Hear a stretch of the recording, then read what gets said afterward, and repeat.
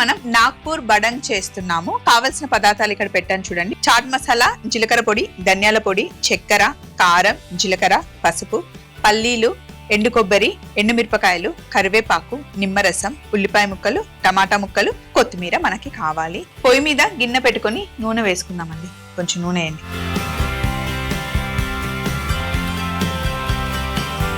చాలండి. ఇప్పుడు ఇందులో కొన్ని పల్లీలు, ఒక గుప్పెడు పల్లీలు. సో మరి మీ జర్నీలో మీ హస్బెండ్ సపోర్ట్ ఎంత వరకు ఉందండి? నా భర్త యొక్క సహకారం సంపూర్ణంగా ఉందండి స్వప్న గారు. ఎందుకంటే ఒక చిన్న ఉదాహరణ చెప్తాను. ముందుగా నేను పత్రికని మొదలు పెట్టానని మీకు చెప్పాను కదా. ఆ పత్రిక నిర్వహణలో భాగంగా కొన్ని ఇంటర్వ్యూలు, కొన్ని రచనలు తీసుకుని అందులో ప్రచురించడం జరిగింది. ఆ సమయంలో ఏమైందంటే నా వెబ్సైట్ హ్యాక్ అయింది. వెబ్సైట్ హ్యాక్ అయితే అంతవరకు నాకు ఒక వెబ్ డిజైనర్ ఎవరైతే చేశారో వారే నా వెబ్సైట్ ని రన్ చేసేవారు. వర్డ్ ప్రెస్ అనేది నాకు సంపూర్ణంగా రాదనమాట. అయితే ఏం చెయ్యాలి? అప్పుడు నాకు ఇంకా చాలా అలసిపోయి మొత్తం 3 ఏళ్ల రచనలు, 3 ఏళ్ల కష్టం మొత్తం పోయింది. నాకొద్ది ఇంకా ఇదంతా నేను మానేస్తాను అన్నాను. అప్పుడు మా వారు ఏమన్నారంటే, చూడమ్మా, నువ్వు ఒక మొక్కను పెంచావు, దానికి నీళ్లు పోసావు, అది పెరిగింది, అన్నీ అయిన తర్వాత నువ్వు ఇప్పుడు అది కాయలు కాయబోయే సమయంలో నువ్వు దాన్ని వదిలేస్తానంటున్నావు. ఇది సరైన సమయం కాదు. నీ ఇబ్బంది ఏంటి? నీకు వర్డ్ ప్రెస్ రాదు. నీకు వర్డ్ ప్రెస్ నేను నేర్పిస్తానని గూగుల్లో చూసి చండీగఢ్లో వేరే సెక్టర్లో వర్డ్ ప్రెస్ నేర్పించే ఇన్స్టిట్యూట్ ఉంటే దాంట్లో వెళ్ళి మాట్లాడి వెబ్సైట్ రికవర్ చేయించి వెబ్సైట్ రన్ చేయడం ఎలాగో చెప్పి రోజు ఉదయం తనతో పాటు తీసుకెళ్లి మధ్యాహ్నం లంచ్ కి నన్ను ఇంట్లో దింపి లంచ్ చేసి వెళ్లేవాళ్ళు. ట్రైనింగ్ అంతా నాకు ఇప్పించటం వల్ల ఏమవుతుందంటే, గొల్లపూడి మారుతీరావు గారి బయోగ్రఫీలో ఒక మంచి మాట చెప్తారమ్మా. ఇందులో నేను ఎండు కొబ్బరి వేసాను, ఎండు మిరపకాయలు వేస్తున్నాను. సారీ మిమ్మల్ని మధ్యలో వాళ్ళకి తెలియాలి.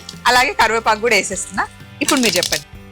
ఒక మంచి మాట చెప్తారు, మీరు ఏ పనైనా చెయ్యాలనుకుంటే గ్రౌండ్ లెవెల్ నుంచి టాప్ లెవెల్ దాకా మొత్తం అన్ని పనులు నేర్చుకోండి. దానివల్ల ఏమవుతుంది, యూ విల్ గెట్ ఎంపవర్డ్ అనమాట. మీరు ఎవరి మీద దేనికోసం ఆధారపడాల్సిన అవసరం ఉండదు. ఇప్పుడు ఏంటి, రచనలు చేయడం వచ్చు, టెక్నికల్ గా గనక సపోర్ట్ ఉంటే మనమే రన్ చేసుకోవచ్చు, ఎవరి మీద ఆధారపడక్కర్లేదు. ఎప్పుడైతే నా ఆయుధాలని నాకు మా వారు ఇచ్చారో ఇంకా నాకు వెనక్కి తిరిగి చూసుకోవాల్సిన అవసరం రాలేదు. అప్పుడు మీ ఆయన సపోర్ట్ చేయకపోయింది, ఇప్పుడు మీరు ఆగిపోయిండే వాళ్ళు కదా. నా ప్రయాణం ఆగిపోయేది.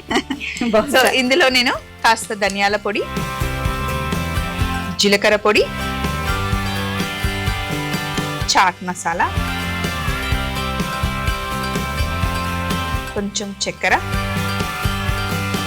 పసుపు, కారం అండ్ జీలకర్ర. సో ఇవన్నీ వేసిన ఒకటి వేయకపోతే వేస్ట్ అండి. ఉప్పు లేని కూర ఒప్పదే రుచులకు అన్నారు కదమ్మా. దేనికి కూడా ఉప్పేసేయండి తొందరగా. అన్ని వేసి చూడు, నన్ను వేసి చూడు అంటదట. స్టవ్ ఆఫ్ చేసేద్దాం.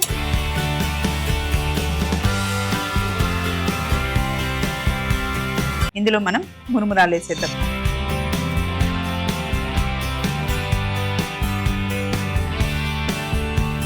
ఈవినింగ్ కి మంచి స్నాక్ అండి. నాగ్పూర్ బడంగ్ చూడండి, ఇలా బౌల్లో వేసేసుకొని ఎలా సర్వ్ చేయాలో చూపిస్తున్నా. మంచి క్రిస్పీగా అయిపోయాయి ఇవి. ఇప్పుడు ఇలా బౌల్లో వేసిన తర్వాత కాస్త ఉల్లిపాయలు అలా అలా, కొన్ని టమాటా ముక్కలు ఇలా ఇలా, కాస్త కొత్తిమీర, ఫైనల్ గా కాస్త నిమ్మరసం.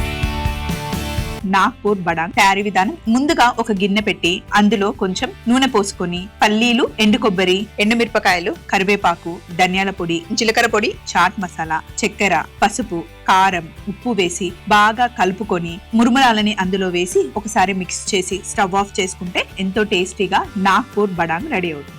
ఇది తినే ముందు పైనుండి కొంచెం ఉల్లిపాయ ముక్కలు, టమాటా ముక్కలు, కొత్తిమీర వేసి కాస్త నిమ్మరసం చల్లుకొని తింటే అదిరిపోతుంది.